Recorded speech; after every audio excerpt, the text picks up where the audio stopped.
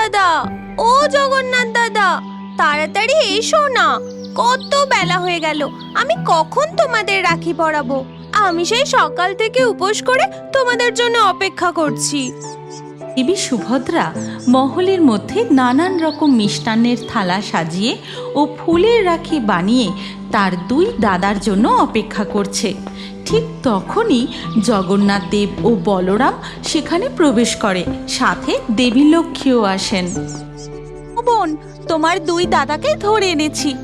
আহারে, মেয়েটা সেই সকাল থেকে উপোস করে আছে, মুখটা একেবারে শুকিয়ে গেছে।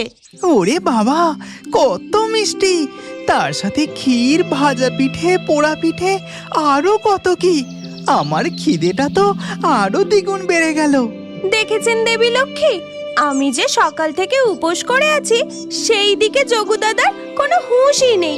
এখনো রাখি পরালাম না, আগেই মিষ্টির দিকে লোভ দিচ্ছে। আহ যোগু, তুই পারিসও বটে, কেন শুধু শুধু বোনটাকে রাগাচ্ছিস? এরপর দেবী লক্ষ্মী শঙ্খ বাজায় আর সুভদ্রা তার দুই দাদাকে রাখি পরিয়ে দেয়। তারপর তাদের পায়ে হাত দিয়ে প্রণাম করে আশীর্বাদ নেয়। বোন, তোর কি উপহার চাই? তুই যা চাইবি তোর এই বলরাম দাদা তোকে তাই এনে দেবে। তোমরা তো আমাকে না চাইতে সব কিছু দিয়েছো বলরাম দাদা, আমার আর কিচ্ছু চাই না। বলরাম দাদা, আমার মনে হয় এবার আমাদের বোনটার জন্য একটা সুপাত্র দেখে ধুমধাম করে বোনের বিয়ে দিতে হবে। উফ, যোগু দাদা, তুমিও না?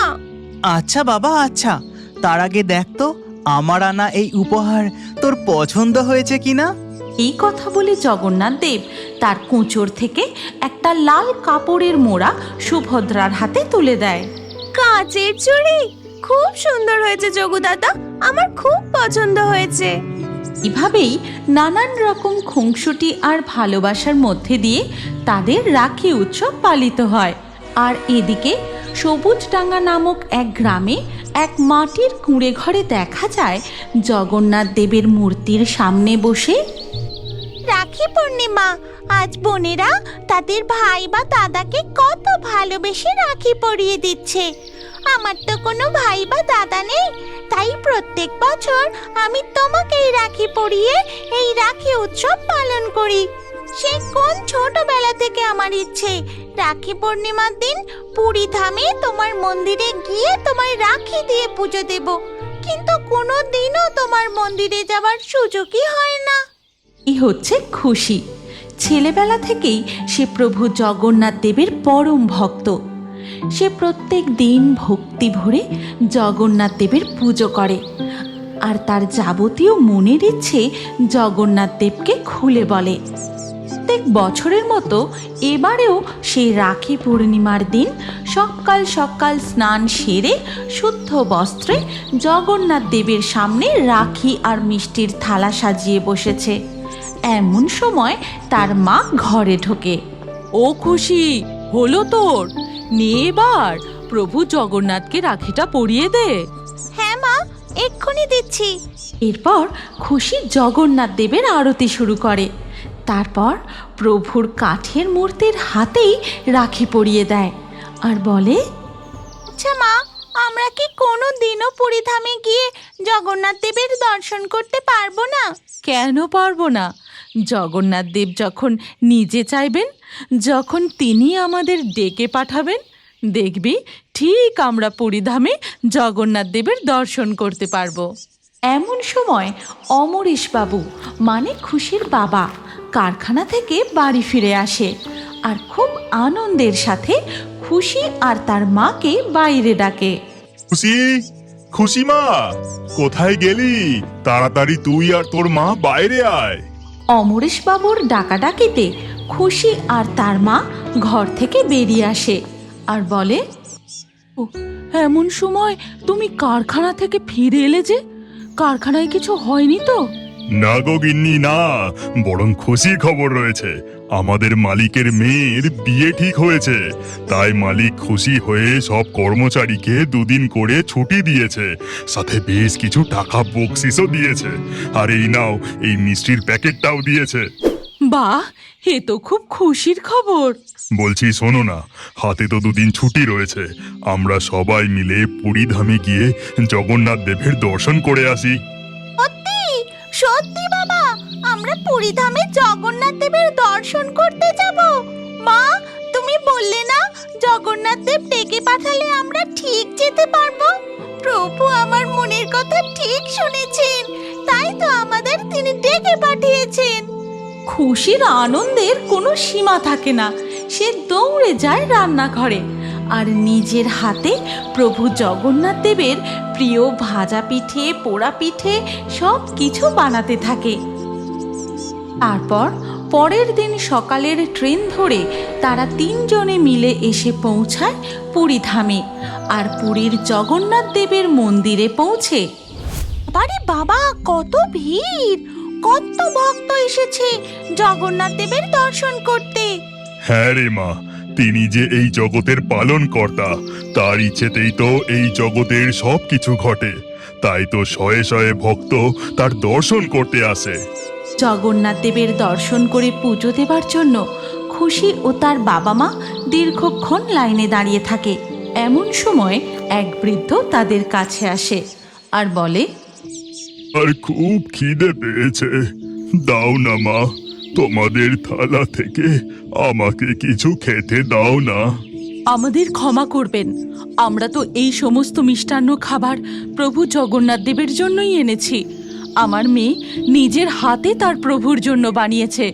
প্রভুকে আগে অর্পণ না করে কিভাবে আপনাকে খেতে দিই বলুন? আপনি বরং এখানে বসে কিছুক্ষণ অপেক্ষা করুন, আমরা পুজো দিয়ে এসেই আপনাকে প্রসাদ দিচ্ছি। তো আমি যে আর খিদে সহ্যই করতে পারছি না, দুদিন ধরে আমি কিচ্ছুটি খাইনি।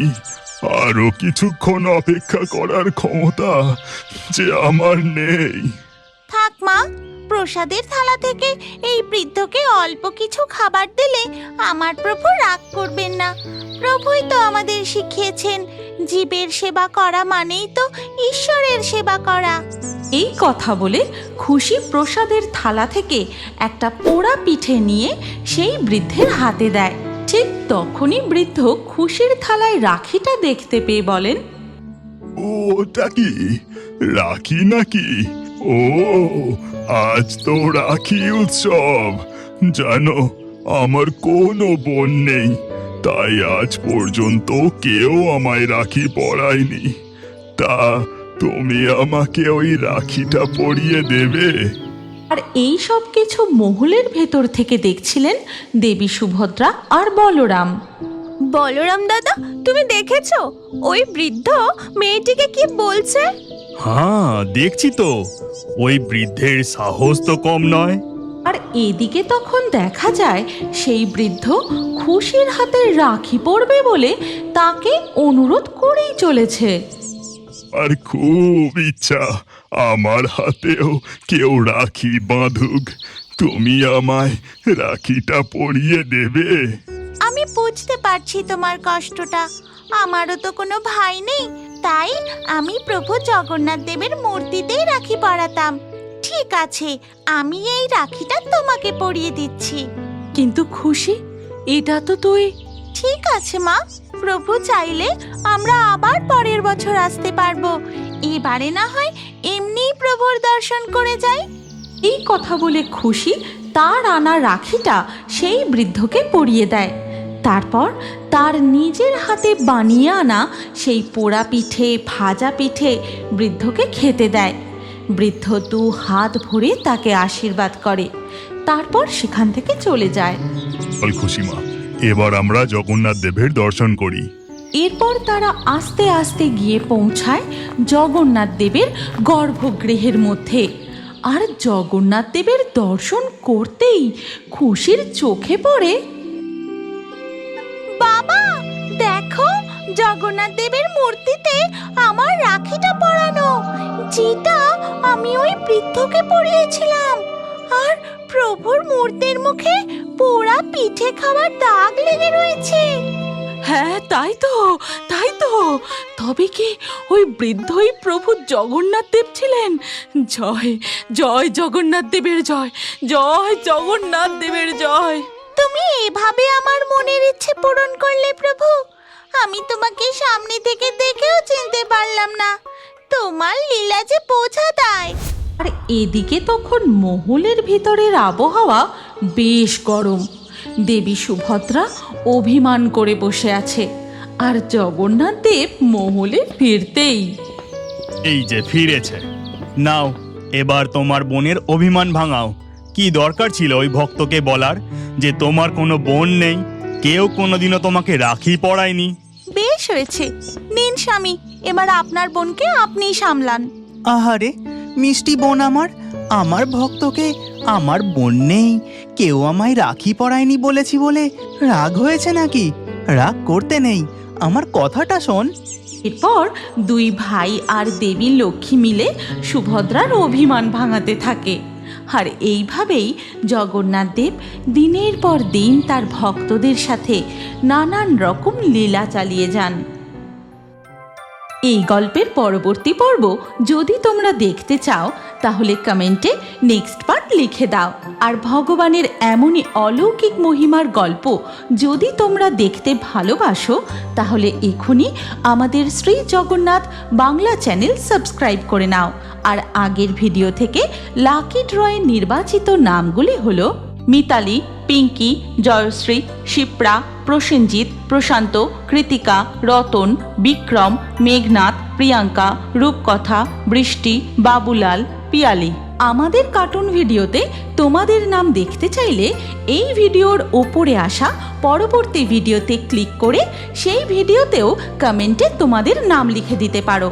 আর ভিডিওটি তোমার পরিবার ও প্রিয়জনের সাথে অবশ্যই শেয়ার করো। তাহলে দেখা হচ্ছে পরবর্তী ভিডিওতে।